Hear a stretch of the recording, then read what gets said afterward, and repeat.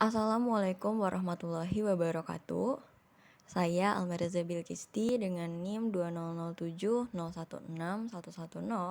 dari Psikologi 4C. Kali ini akan mempresentasikan mengenai penanganan psikologis ARBK ADHD yang mengalami hambatan emosi dan sosial. Sebelumnya, akan lebih baik jika kita membahas atau mengulas sedikit mengenai apa itu ADHD. Jadi, Attention Deficit Hyperactivity Disorder atau ADHD merupakan sindrom atau gangguan yang timbul pada anak dengan pola gejala restless atau tidak bisa diam, hyperactivity, tidak dapat memusatkan perhatian atau inattention, semaunya sendiri atau impulsif, dan perilaku penghambat yang menyebabkan ketidakseimbangan sebagian besar aktivitas hidup mereka, yang secara umum dapat mengganggu proses belajar di sekolah dan prestasi akademiknya. Untuk kali ini kita akan masuk ke pembahasan penanganan psikologis ADHD. Jadi, hingga saat ini belum ada satu jenis terapi yang dapat diakui untuk menyembuhkan anak dengan ADHD secara total. Penanganan pada anak ADHD difokuskan untuk mengurangi gejala-gejala ADHD dan memperbaiki fungsi. Tujuan utama penanganan anak dengan ADHD ialah yang pertama itu memperbaiki pola perilaku dan sikap anak dalam menjalankan fungsinya sehari-hari, terutama dengan memperbaiki fungsi pengendalian diri. Yang kedua itu memperbaiki pola adaptasi dan penyesuaian sosial anak sehingga terbentuk kemampuan adaptasi yang lebih baik dan matang sesuai dengan tingkat perkembangan anak. Secara garis besar, penanganan Attention Deficit Hyperactivity Disorder ini terbagi menjadi dua. Ada yang rehabilitasi medik atau disebut juga terapi, dan ada dengan obat-obatan. Untuk kali ini yang akan kita bahas adalah rehabilitasi medik dulu atau terapi. Ada beberapa terapi. Yang pertama itu terapi okupasi. Terapi okupasi ini terdiri dari beberapa terapi juga, yaitu ada terapi relaksasi, terapi perilaku kognitif, serta terapi Snoezelen. Oke, untuk yang pertama terapi relaksasi. Terapi ini menggunakan kekuatan pikiran dan tubuh untuk mencapai suatu perasaan rileks. Terapi relaksasi ini bertujuan untuk mengontrol ansietas, stres, ketakutan dan ketegangan, memperbaiki konsentrasi, meningkatkan kontrol diri, meningkatkan harga diri dan kepercayaan diri, serta meningkatkan kreativitas. Lalu terapi okupasi yang selanjutnya yaitu terapi perilaku kognitif. Terapi ini memiliki tujuan untuk mengubah perilaku seseorang dengan mengubah pemikiran dan persepsinya, terutama pola berpikirnya. Terapi perilaku ini berfokus untuk mengurangi respon kebiasaan seperti marah, takut, dan sebagainya dengan cara mengenal situasi atau stimulus. Terapi ini melatih kemampuan berpikir, menggunakan pendapat, dan membuat keputusan dengan fokus memperbaiki defisit memori, konsentrasi dan atensi, persepsi, proses belajar, membuat rencana, serta pertimbangan. Pada anak-anak, terapi ini memerlukan dukungan penuh dari orang tua atau anggota keluarga lainnya. Intervensi pada terapi ini juga harus menarik sesuai dengan usia. Lalu terapi yang selanjutnya yaitu terapi Snoezelen. Dalam bahasa Belanda, kata Snoezelen merupakan gabungan dari dua kata, yaitu snuffelen yang berarti eksplorasi aktif dan doezelen yang berarti relaksasi atau pasif.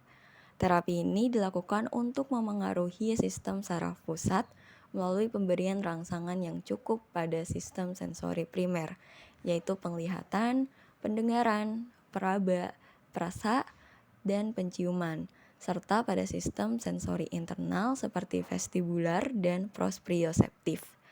Tujuan dari terapi ini yaitu yang pertama, anak mampu konsentrasi dan atensi terhadap satu stimulus. Yang kedua, anak mampu rileks secara psikis sehingga mengurangi perilaku impulsif. Yang ketiga, anak mampu memberikan reaksi yang tepat terhadap lingkungan. Yang keempat, anak mampu melakukan kontak dengan orang lain. Yang kelima, anak punya rasa percaya diri.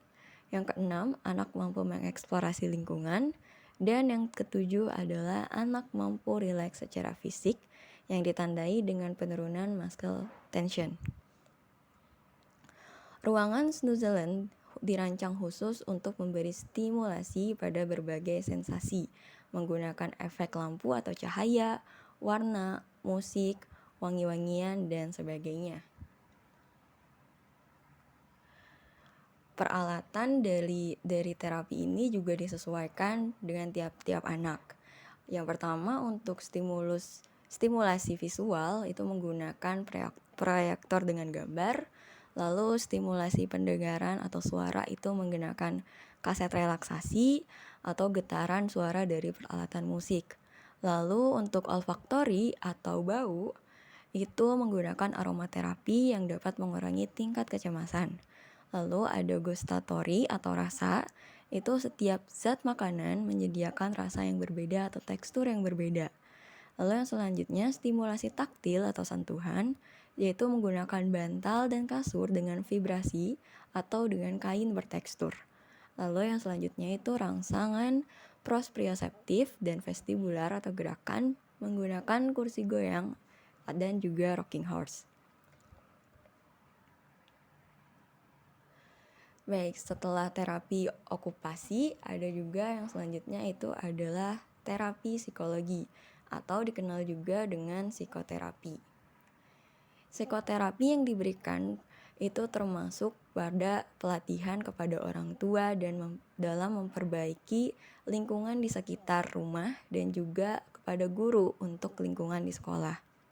Terdapat berbagai pendekatan psikoterapi yang dapat dilakukan oleh seorang psikolog sesuai dengan kebutuhan pasien dan simptomnya, meliputi support groups, parent training, dan social skills training. Intervensi pendidikan yang berbeda untuk orang tua disebut sebagai parent management training. Teknik ini meliputi operant conditioning, yaitu sebuah aplikasi rewards untuk suatu perilaku yang baik dan hukuman untuk perilaku yang buruk. Manajemen di kelas itu juga edukasi kepada guru dilakukan sama seperti kepada orang tua, yaitu guru diajari tentang ADHD dan teknik untuk memperbaiki perilaku yang diaplikasikan di ruangan kelas. Lalu terapi yang selanjutnya yaitu terapi perilaku. Strategi spesifik dalam terapi perilaku ini yang pertama ada reward system. Jadi anak diberikan hadiah bila dapat menyelesaikan tugas atau berperilaku baik. Yang kedua itu time out. Misalnya ketika anak memukul adiknya atau temannya di kelas itu bisa dihukum duduk di pojok ruangan selama 5 menit. Lalu yang ketiga itu response cost. Misalnya anak dilarang nonton TV bila tidak menyelesaikan PR. Lalu yang keempat itu token ekonomi. Anak mendapatkan bintang bila menyelesaikan tugas dan akan kehilangan bintang bila dia misalnya berjalan-jalan di kelas. Jumlah bintang itu menentukan reward yang diterima.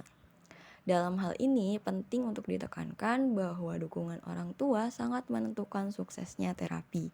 Sehingga terapi perilaku ini harus disertai dengan edukasi dan pelatihan kepada keluarganya atau orang sekitarnya. Lalu untuk penanganan yang selanjutnya tadi selain terapi itu pemberian obat-obatan. Cara ini dapat mengontrol ADHD sampai 70 hingga 80%. Obat yang merupakan pilihan pertama adalah obat golongan psikostimultan karena memiliki efek yang menenangkan pada penderita ADHD. Obat yang termasuk stimultan ini antara lain ada amfetamin, dextroamfetamin, dan derivat. Pemberian obat psikostimultan ini memang dikatakan cukup efektif mengurangi gejala ADHD, namun memiliki efek samping, yaitu penarikan diri dari lingkungan sosial, fokus yang berlebih, irritable, sakit kepala, cemas, sulit tidur, hilang nafsu makan, serta sindrom Tourette. Maka dari itu, pemberian obat jarang diindikasikan kecuali terdapat indikasi tertentu seperti hiperaktif atau ketidakstabilan suasana hati yang sudah parah. Baik, sekian pemaparan materi dari saya. Apabila ada pertanyaan bisa ditanyakan di grup. Terima kasih atas perhatiannya. Wassalamualaikum warahmatullahi wabarakatuh.